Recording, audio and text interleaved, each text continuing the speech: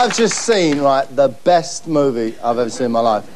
Right? It's about this bloke, right? He's the commander of this battalion, right? And he's in El Alamein, right? And he keeps running out and going, ooh, smelly poop, like that. It's called The Full Monty, right? I'm going home. No, that Full Monty, that's a good film. Which version have you seen? The one that's in the cinemas, not the original? Ah, you want to see the original with me and Robbie Coltrane, right?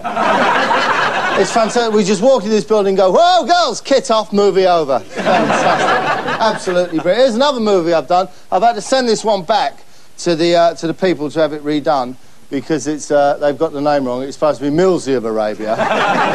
It's about me going and whacking a load of Arabs. That's brilliant. And this, right, I don't know how clever you are. You might not even understand this, but I got this aftershave. Someone gave me for one of my birthdays, right, because I got two, like the Queen. And, but whenever I put it on, I'd go out in the street and go, oi, don't let your dog foul on the pavement. Oi, it's 6:30, them kids should be in bed. Oi, don't ride your bike on that side of the road. And it just drove me mad in the end. It's draconian. It's... What we got in here now? Let's have a look in the cupboards, see what Lil's left. Oh, this is nice. You know turkeys and chickens, right? You know what they have? You know they have that thing there? There. Well, look at that. You cook them up. Look at that. Isn't that lovely? Look. Gizzard snacks. They are beautiful. Beautiful, they really are. And did she get the stuff? Oh, she got it. Oh, that's good. That's nice. Because Les Dennis is coming around tomorrow. And whenever Les comes round, he always has to have his food presented in a certain way, and I always have to sprinkle a bit of this on the top, especially for Les. There you go, look. The jerk seasoning. Hey, Les, only joking, I love you. Like, he watches this show. Now, what we got here? Oh, let's have a look what's in the magic dumbwaiter. Look at this. Look at that. Isn't that lovely? Now, you could snack on that for all week. Lovely box of raisins. I'll get that. And this cigarette that one of the blokes out of Oasis left in my house. Box of raisins, put it in there, close it down, send it down to my family, the one-legged Welsh woman.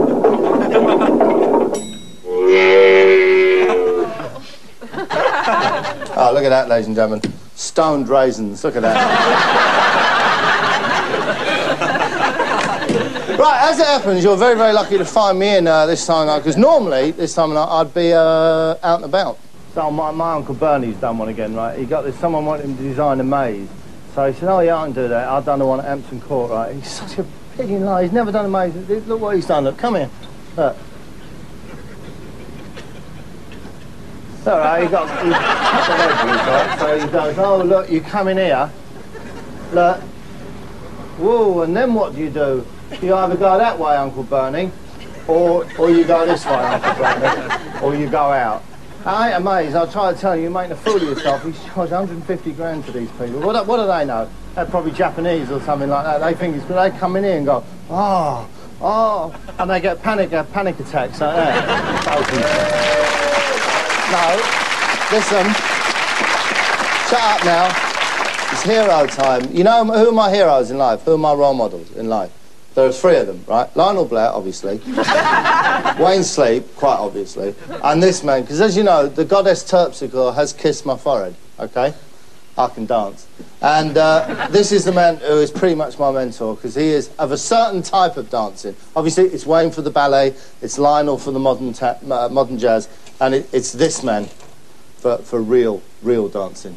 Well, after my father, I am the best dancer after him. See, he was the king of tap dancing. I've never seen nobody, no other man outdance him or outthink him in his mind.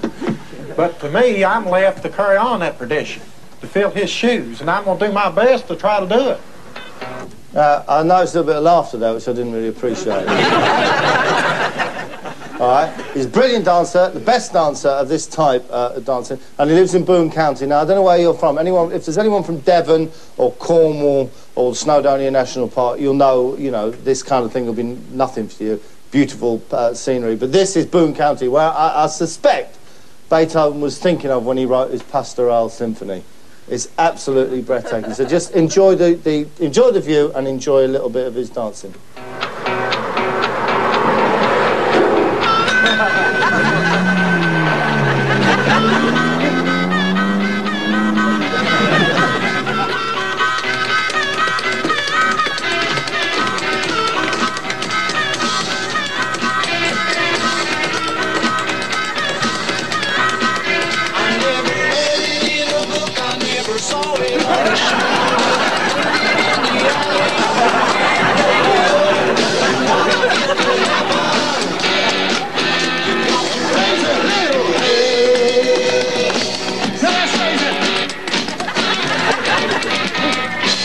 Now, can I just say, as you get to know this man, you'll realise that the best thing that could happen at this point is if a bastard great truck came along. He's a weird fish, okay? Here he is here now. We're making a film on me. I want to show you my gun. I want to show you my gun. I use it to kill hippies. No, don't say that. Well, that's what I use. Hippies come down and we should say something else. Don't tell everyone watching that you kill hippies. It's wrong. That's his name, by the way. No, we tried to come up with a few. The one that we came closest to was the cavorting idiot. Right? No, he wanted to be the dancing outlaw, and the dancing outlaw he was. Anyway, here he is with his gun. Don't tell him you kill hippies. This right here is a 12-gauge shotgun. It's a Harrison Richmond. It's a damn good gun. I've killed 32 squirrels. Squirrels, that's better, yeah. It's just much safer for legal reasons, all right? Now, his name's Jessico. Jessico is his christened name. I doubt he's ever been inside a church, but Jessico's name. But he calls himself Jess, and there's two reasons why. My real name is Jessico White, but I thoroughly go by Jesse because of my grandpa, Jesse Gerald. You see? It's Jessico, but his grandfather was called Jesse, so he calls himself Jesse, just keeping on that tradition, because he's a bit of an old sentimentalist, really. And, of course, there is one other reason which is useful for him. And I like that name better. It's easy to spell and easy to understand. Two choices in life. Either learn to spell your own name or change it. I'll change it then. All right. That seems like the easier thing for me. He's talking about his early life now. The first time I got in trouble in my life, in my younger days, was breaking and enter a grocery store. Okay, that's a minor misdemeanor. All kids do that. You break and enter a grocery store. But then something happened. Obviously, his dancing took off, and he met one of the most beautiful women in the world. Well, in the southern states of, well, in that swamp. Changed his life, and they live very happily and contentedly now. The only time they ever have a slight row is in the kitchen, because there isn't a man in this room who hasn't had a slight contretemps at some point with his wife, where he hasn't said, "Darling, this toast, it's a little bit overdone." Do you know what I mean? Or, "Darling, this pasta, not quite al dente." Ooh, and you have a little cuddle and you make up. It's exactly the same with Jessico and Mrs. Jessico. And I took the butcher knife and put it up to her neck. I said, "If you want to live to see tomorrow, you better start frying them eggs a little bit better than what you're frying. I'm tired of the slimy egg." No, fair enough, no, excuse me, you wake up in the morning, you've got a hard day's dancing ahead of you, you don't want spunky eggs, you don't want it. End of story. But he's a big Elvis fan, he sings like Elvis, and what's more, he plays guitar so much like the original Elvis tracks. I can't help thinking that he was around in Memphis at the time. So here he is in his Elvis, guys.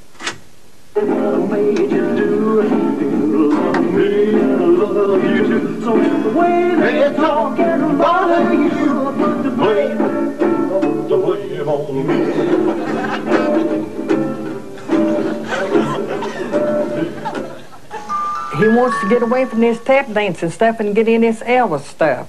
My advice, I would, for Jessico to take his dad's shoes and go on and do what his dad wanted him to do and get away from this Elvis stuff, because it ain't going to amount to nothing to Jessico, but this other will. Just by the way, that's not the woman he married. All right, because she ain't no great beauty. You wait till you see Mrs. Jessico. That's all I can say. Every now and again you have to put something in for the boys, and Mrs. Jessico is said thing. Anyway, let's see, just we can leave Jessico, the fantastic little story that he tells. And it kind of illustrates the misunderstanding of how different people recollect different things. Like you may say this happened, and someone else says, "Oh, I can't remember it being like that." But here's Jessico's story. It's a very funny story. It's worth listening to. About the time he was driving home and he remembered he'd left his sunglasses at his mum's house. It's cute. We got halfway home, I told my wife, I said, Norma, I said, I forgot my sunglasses at Mommy's. And something's just telling me to go back and get my sunglasses. I want to go back and get my sunglasses. I said, I just let Dorsey borrow him the wire. I didn't give them to him. I want to go back and get them. She said, Jesse, it's off a long way to go back and get the sunglasses. I said, we'll go back tomorrow and get them. I said, no, man, by God, we're going to go back tonight and get them. I said, I paid for them, and ain't no other God, you know what, going to wear my glasses. She said, Jesse, it's off a long way to go. Sorry, I'm sorry about this, but just, you'll pick up the story in a minute, but who would pay £35,000 for a satellite dish and £18 for their house? Anyway, sorry, back to Jessica and the sunglasses. Jesse, it's off a long way to go back and get the sunglasses. I said, we'll go back tomorrow and get them. I said, no, man, by God, we're going to go back tonight and get them. I said, I paid for them, and ain't no other God, you know what, going to wear my glasses after me spending my money for them. Them's mine and mine only. I said, I just let him use them. And I said, I will go back and get them. She said, no, I don't think that's the ideal. They're drinking, Jesse, and said, I'm tired. So that's... This, what we got here, so he's a contrary. He wants to go back and get the glasses. She doesn't want to, she's tired. And once again, he wins her over with his silver-tongued cavalier style. Go home and go to bed. I said, no, you're going to go to bed, all right. You're going to go to bed in a coffin. If you don't think this be here, go back and get my glasses. See, that's how the drinking and stuff had me at the time. This is true. And I said, I'll blow your effing brains out all over the dash. And I said, I won't hesitate 1 minute, man, about doing it. Now, we're about to meet Mrs. Jessico now, and with her version of events, all right? I want to go back and I want to get my shades. Jesse said, we're going back to No, that's exactly what I didn't want. That's exactly what I didn't want to hear. Stupid cat calling and wolf whistling, all right? Now, control yourself. Boys, come on. Thank you. This is her version of events. My shades. Jesse said, we're going back to Printer. He said, I left my sunglasses up there. So I just went on back to Printer and... He said we want to go back, so I went back. You've totally forgotten about him threatening to blow your effing head all over the dashboard. Okay, fair enough. Because you wanted to come on home, and my costly sunglasses had to lay up there with some other weirdo wearing them. Some other weirdo wearing my glasses. Ladies and gentlemen, if this man thinks you're a weirdo, you're in trouble deep, all right? I think that's... Oh, no, there is one other little thing, right? A little bit. I'd just like to say hello to Jessica's brother, who's got a bit of a troubled life, really. 3 problems. Firstly, his name's Dorothy. Secondly, he saw Dick Van Dyke in the movie Mary Poppins and thinks it's a really cool way to talk. And thirdly, occasionally he flies off the handle and talks Norwegian. But taking that into account, we'll just say hello to him just before we go to the break. My name's Dorsey. They come up here and there's other guys dead and started a fight. And they come back up and said, we wanted to finish the fight, you know. My older brother, he come back out fighting a dude and done whooped him. He said, I've had enough. And he headed out of holler, or like he said, in out of holler, and he grabbed up.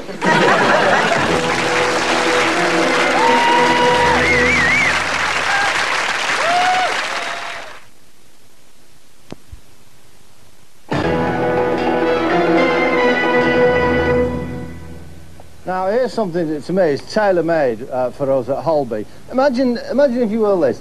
A child of the 60s. Do you know what I mean? A hippie. A bit down on his luck now, and he's wandering along. Maybe he's had a bottle of Strongbow cider, something like that. And he's coming along, and he's seen this, and he's had a fit of nostalgia. He's always thought beanbag. There's a lovely beanbag that he's had on the bedsit. And he's come along, you see, and he's flopped down on it. But as you can see, aggregate, I believe they call that in the building trade. Now, he flops down here, thinks, oh, man, I'll listen to a bit of Jimi Hendrix, Doors, Piccadilly Witch, and he falls down, and obviously, the effect that would have on his spinal cord, the whole of his back, it'd be terrible, terrible injuries for him. All right. Show business people can be a little bit savage sometimes, ladies and gentlemen. I went out just the other night with Michael Barrymore, a very good friend of mine, and also Mr. Dale Winton. Dale and Michael and I went out, and we'd had a few beers, and they went to the other bar, and they came in and they said, there's about half a dozen skinheads in there, Millsy, cutting up rough. And we thought if the three of us went in there to take one, we could give him a pasting. And I said, no, let's not. And Dale was up for it. He had his shirt. And Michael was saying, yeah, all right, yeah. And unfortunately, I bottled it. And rather cruelly, they sent me this today in the post. I think that they felt extra balls. They felt it was a little bit unkind of them. There's some fantastic books here. I wrote a book called Evangelism. It was a book all about evangelism and how to be an evangelist, and it said that you had to be imbued with the Spirit of God, and you had to go out and spend years and years on the road preaching, and you could become an evangelist. And the publisher said, I don't think anyone's going to go for it. So I've got this other thing where you just say, I'm an evangelist, and you become an evangelist. And that's my book there, Evangelism Made Slightly Less Difficult. Just slightly less, that's all. Oh, another book that I've written, I'm not sure what the market's going to be from this, but I think it might be huge. Have you ever done this? Well, if anyone's ever done this, have you ever put money in a chocolate machine on the station? And did you get your chocolate? No. No. And have you ever put money in a phone box and then could you make the call? No. And have you ever put £3 in a fag machine and then you didn't get the fags? No. See? Exactly, which is why I think you'll find this book useful here. It's my latest book, Why Change Doesn't Work. That's all my books anyway in my library. I'll tell you what I'm going to do now, ladies and gentlemen. I'm going to do something that I don't usually do when you come round and visit me here. I do have a bit of a background in stand-up comedy, and I'm going to just do a little bit of stand-up comedy for you. I thought you might like that. I see there's two people here who've seen me before. One of them's got a machine gun, the other one's got a hand grenade. And I'd like to thank you for coming on behalf of the promoters, capitalist pig promoters, who thank you from the bottom of their wallet. You see, once you've got it, you don't lose it. Once you've got it, you don't lose it. And, of course, many, many years ago, when I first started out in this business, I wasn't always called Bob Mills. I used to be, and there's a tape of me in action here. Have a look at this. Good evening, ladies and gentlemen. And it's my job as Johnny Rubbish. I see two of you can recognise. Sorry, that was my stage name. Excuse me. Excuse me. All right? Her name's not Cilla Black, right? So you have a stage name, obviously. And that was mine, so just pay attention, all right? Here we go. Here's my act. Fantastic. Good evening, ladies and gentlemen. And it's my job as Johnny Rubbish. I see two of you can recognise me. One's got a hand grenade, the other one's got a machine gun. It's my job to introduce you. I've practised that now, I can get out of the way of it. It's my job to introduce you on behalf of the promoters, Capitalist Pig Promotions, who'd like to thank you from the bottom of their wallets for coming along tonight. It's good stuff, ladies and gentlemen. I used to wow them. And hey, impressions? Oh, yes. And I'll introduce this good band to you as, say, Janet Street Porter would, and she'd say... Right, close your eyes now. Close your eyes, and I swear you'll think, oh, no, they brought Janet Street Porter on. It's fantastic. Have a listen. In all the years that I've been doing commentating on the rock, by far the best band. And there's two things that I do in the morning. The first is I put my teeth in, and then I listen to X-ray specs. I tell you what, if I phoned up now to the BBC with that voice, they'd give me a job. They'd say, Janet, welcome back, sweetheart. It's absolutely brilliant. And don't forget, is any of you around in the punk era, the Stranglers? One thing we knew then, no more heroes anymore. No more heroes. Get rid of all that. Get rid of that. We're all the same. There are no more heroes anymore. They were the strongest words from the punk movement. Isn't he frightened by punk audiences? No, I wasn't scared really at all. I'm not making myself out to be a hero because there aren't any more. Be very careful, you see. Be very careful. So what I used to do, right, what made me a little bit different from the other comedians was that I used to perform in a box. It seemed like a good idea at the time. What do you normally find in a dustbin? What deserves to be in a dustbin? And they'd all go, rubbish! They used to love me, them kids. What they used to do, sometimes they used to sit on the box so I couldn't get out. Like 3 or 4 hours.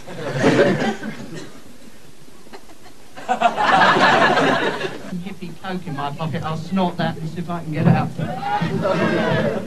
I need a second. Here I come, here I come. Oh, dear. Yeah, out the box. Big round of applause they give me, look. There we are. Good evening, or good afternoon, ladies and gentlemen. This is a party political broadcast on behalf of the Conservative Party. James Callaghan is a great... Little bit of politics I used to throw in. But what I'd do, I'd come out right and I'd hit them straight away with the West Ham gag. The classic West Ham gag, listen. Oh, fallen over. Who out there likes West Ham? Thought he might get that. Well... And who out there... Well... Oh, no punchline to the West Ham gag, I remembered. So then I'd do, would you like to see on top of a bonfire gag, right? Spit going through everywhere. Oh, we're all having a good time. If it was bonfire night again... Who would you like? Oh, we used to do that in comedy. What's the matter with that? I'm very surprised now, all these years later, to be sitting here completely gob-free. No, anyway, shut up or you'll miss the brilliant bonfire gag, right? Who would you like to see on top of the bonfire? Huey Green, Don Revie, or the Queen? Right. Which one of those? And the punchline is... Ladies and gentlemen, good night, and may your spit go with you. That's right, see, Don Revie, the Queen. Ladies and gentlemen, good night. They were different days, but one thing we knew back then, you saved your best material till right at the very end, and you finished with your biggest gag, the one that was going to get the biggest round of applause. And now, ladies and gentlemen, you'll be glad to know that I'm leaving. And now, ladies and gentlemen, you'll be glad to know that I'm leaving.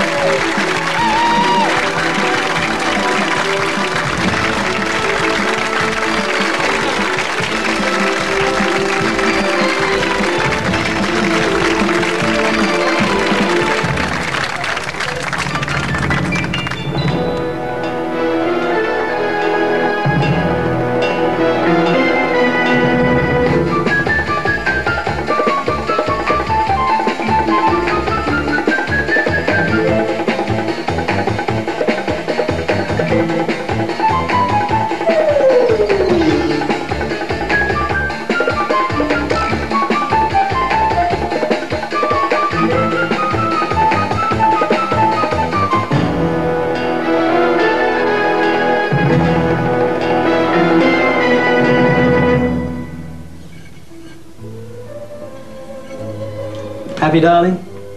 Oh, yes. And didn't we have a lovely honeymoon? The best. But it's wonderful to be in our new home together as well. Yes.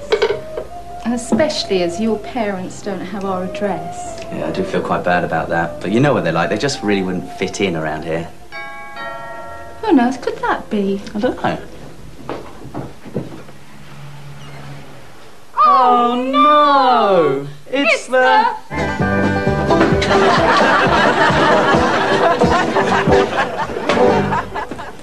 I got your sunglasses for you, Jessico.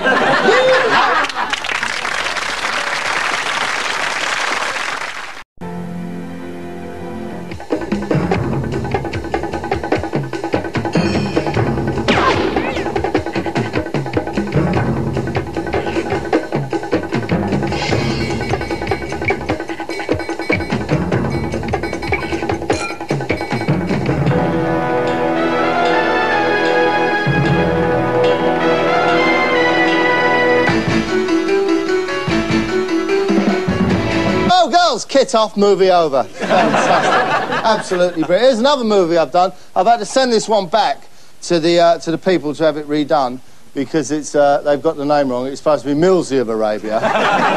It's about me going and whacking a load of Arabs. That's brilliant. And this, right, I don't know how clever you are, you might not even understand this, but I've got this aftershave someone gave me for one of my birthdays, right, because I got two, like the Queen. And, but whenever I put it on, I'd go out...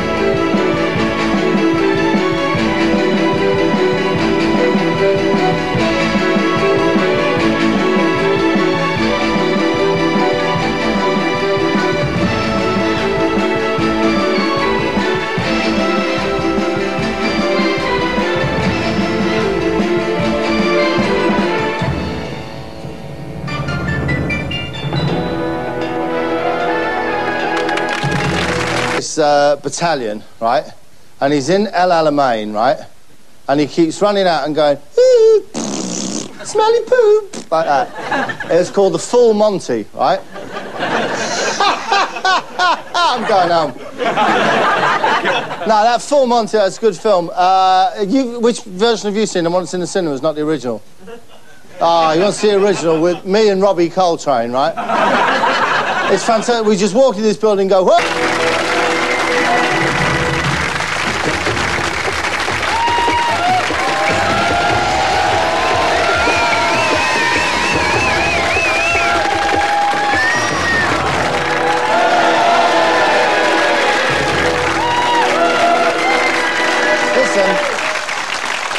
I've just seen, right, the best movie I've ever seen in my life, right? It's about this bloke, right? He's the commander of this